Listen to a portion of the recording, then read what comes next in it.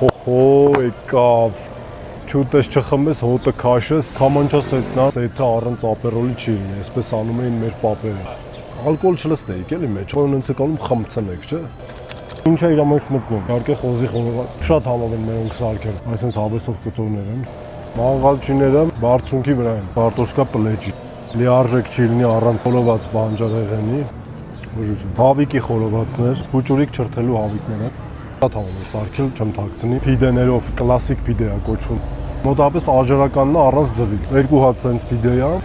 Վայ, ոնց որ խորովածի համար ստեղծված է այս կոկտեյլը։ Ու երկու հատ էլ փիդե լամաջո, վառան մսով, գժական է։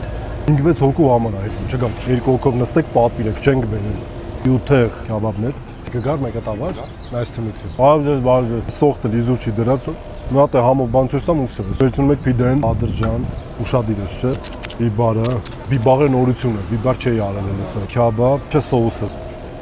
Հայկական գաստրոնոմիկ խելահեղություն։ Մենակ կամանչայում ասես բաներն։ 4-5 հոգի ճարեք, եկեք կամանչա, վայելելու է հրաշքին։